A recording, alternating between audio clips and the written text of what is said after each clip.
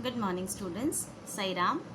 Now, today we are going to start with the last part of our third lesson, that is India's internal challenges. Okay, so far we have learnt about the various organizations that were formed, then also about the independence of the states, different states.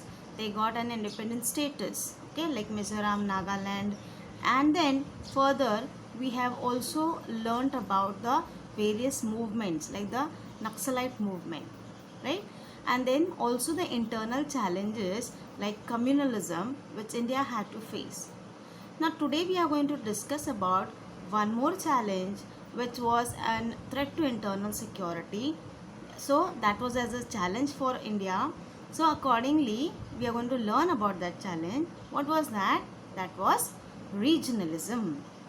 Now children, what do you understand by regionalism? Now, in communalism, we have seen that when excessive pride for one's own religion, one's own community, right? Same way, what is regionalism?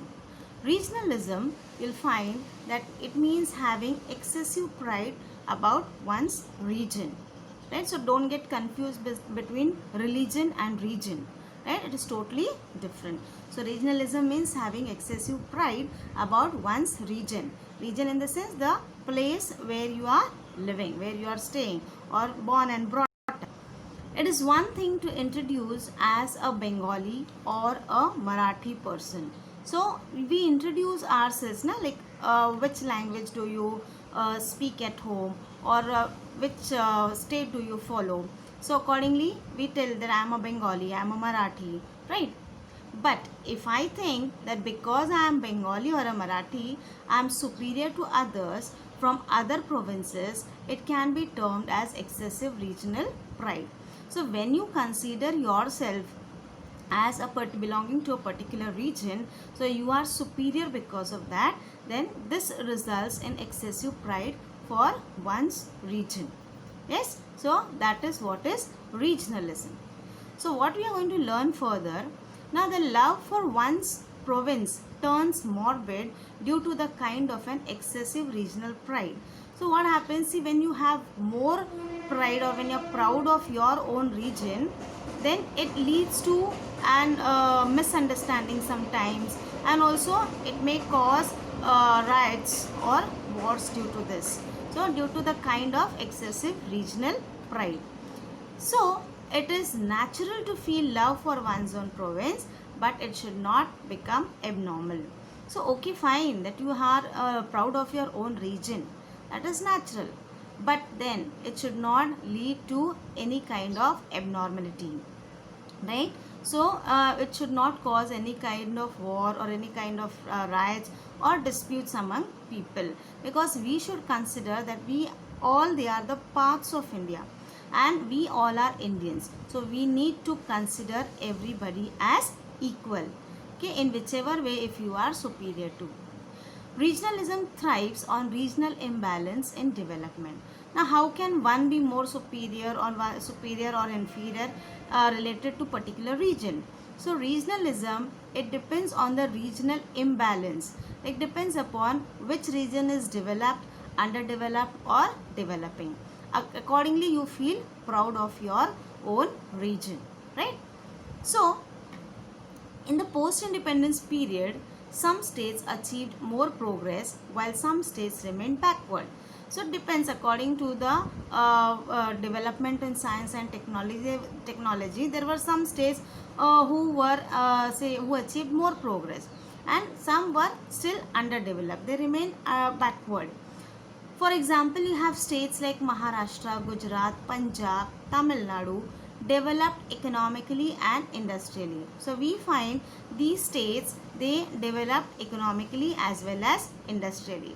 So when various industries were set up, people started getting employment, and automatically it became economically strong. The national income also increased, and also the standard of living of the people in that particular region also improved. So depending upon the economical and industrial progress. Whereas we'll find states like Odisha, Bihar, Assam remain undeveloped economically and industrially. So these states were not as developed as the states like Maharashtra, Punjab, and so they remain undeveloped, right? Economic development and reforms are the foundation of progress. So how will a particular region considered to be developed? So it depends upon the economic progress and also the development, the new inventions, new technology implemented in that particular region. Accordingly, it will be considered as developed or undeveloped. As a result, the states that develop economically can also achieve progress in other areas like education, health and culture. So automatically what happened when national income increase, of course we try to bring about more improvement in other fields also like education, health and culture. So the states or the region which are developed and their income is economically strong, then they try to invest in other fields also so that it could also be developed, right? Next, the states which have and which are not developed in this manner remain backward in education and civic amenities. So what happens to the states which do not have such kind of facilities?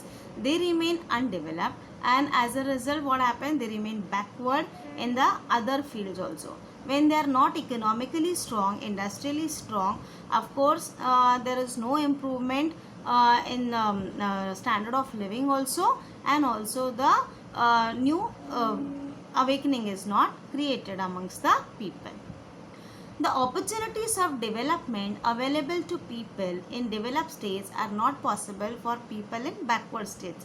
This is understood. Like wherever we find more opportunities, or you can say more of ways are available for development, and that is not available in the undeveloped states or undeveloped region.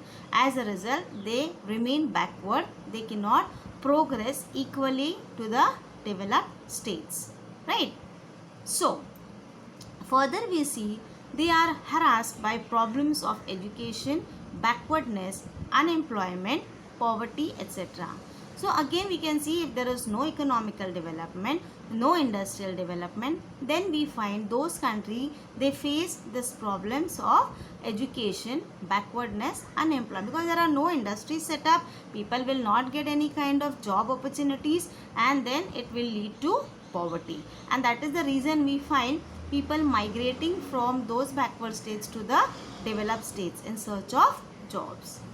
They begin to think that they are being cheated, and sometimes it happens, so people have that feeling that because they are not developed, they are being cheated by the government. The government is being partial with them, so they are being kept away from the benefits of development. So it is so far considered by the people, right? But actually it is not so, because the constitution has given equal rights to all the people residing in all the corners of the country.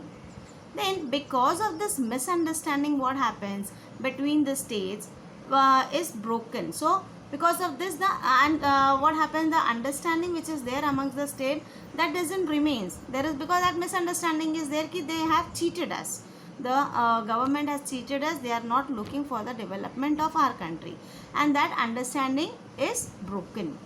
This in turn has a negative impact on national unity, and automatically what is affected, the unity of the nation is affected, because people will not cooperate with each other accordingly. Okay, then the economic imbalance that has endangered this understanding needs to be set right. So what is the main reason? That is the economic imbalance that has endangered this understanding among the people. As we have learned previously also, that we are dependent on each other. No country or no state, no region is fully self-sufficient. We depend on each other for certain things, and as a result, when this kind of misunderstanding develops amongst the people, what happens is the economic imbalance is endangered, and for this what is required, we need to set right this understanding, the needs of the people, right? So our government makes efforts in that direction. So government is trying making efforts in order to remove this kind of misunderstanding amongst the people, and accordingly we could work unitedly, right? Then regionalism can affect developed as well as undeveloped states. So as I told you, we are dependent on each other. So of course, when there is an excessive pride for one's region, then automatically it's the developed as well as undeveloped regions. The people of developed states believe that they are superior due to their superior history and culture, and hence they have developed that much. So again, that inferiority and superiority complex comes in people. Why? Because the people of developed states, they feel proud of their own region as they have been economically and industrially developed, and they also consider that they are superior because of their superior history and also their culture. Okay, so as a result, that superiority inferiority complex develops among the people. Then they begin to look down the people of underdeveloped region. So what is the impact of that? When you have that superiority and inferiority complex, then the developed states, they start looking down towards the undeveloped region, right? So they are not willing to share the benefits of development with backward states. And what is the result of that? They don't want to share any kind of benefits of development with backward states. But actually, the national income should be equally shared with all the people in the country. But because of the superiority and inferiority, what happens? The developed state, they do not want to share their benefits of development with the backward states. On the other hand, the people from backward areas need to arouse their regional identity to organize themselves. So again, this again becomes a challenge for the people in the backward region. So they need to prove their regional identity in order to organize themselves, and they need to plan out for the further development of their region, so that they could also get the same status, or the same development can be brought about in their states. And for this, they try to unnecessarily glorify local traditions and culture or prove their uniqueness. So what attempts do they make? As we have seen that the developed nations, they are very proud of their, because of their superior history and culture. So in order to get that status, the backward states, they try unnecessarily to glorify their local history or their cultural background, local traditions, and they want to prove that they are unique in something. Yes, related to history or related to culture, related to tradition, custom, they try to prove their uniqueness amongst the people. So what happens? This leads to regionalism, and it endangers national unity. So of course this leads to regionalism, because one will feel excessive pride for one's region, and so then there will be superiority and inferiority complex amongst the people, and this leads to regionalism. And when this happens, so automatically it affects the national unity amongst the people. The evil regionalism can be tackled by reducing the imbalance in development. So how can we stop this? How can this problem of regionalism can be tackled? So in that case, we can reduce the imbalance between the in related to development. Maybe it is economically or industrially, everything could be shared equally, and the same developments, same implementations could be brought about in the underdeveloped countries, and accordingly we could treat them as equal.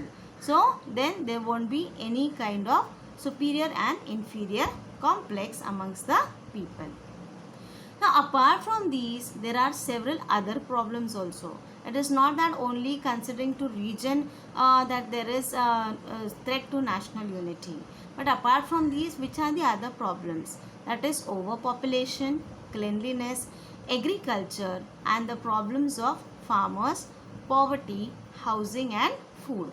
So it is not only that because they are economically underdeveloped or industrially, but related to that there are certain other population, because some countries they are overpopulated, wherein how much also needs and measures you you provide, you will find that it is not sufficient as compared to the population in that particular state or region. And then it's a responsibility of the people residing in that particular region that they need to maintain the cleanliness, agriculture, and then there are problems related to farmers, right? Farmers, poverty, and then housing and food. So because of overpopulation, there are some regions wherein there are no housing and food facilities could be provided equally to the people. As population is more, maybe land area is small, then accordingly it becomes difficult for the people to live in that particular region. So those also are the problems which may cause an hindrance in the economical and industrial development of those particular region. So we are trying to overcome this and move forward. So we are progressing steadily. So of course the government is finding out measures in order to tackle with this kind of problem, and this will how lead us towards progress slowly. Okay, so we are trying to move to bring about those improvement in those particular region, and accordingly this regionalism challenge can be taken over, right? So children, this was the last part of our history lesson, that is lesson number 3. I hope so far in all the 5 parts, whatever we have learned, you have understood, because we have revised each and every part of the lesson in every video.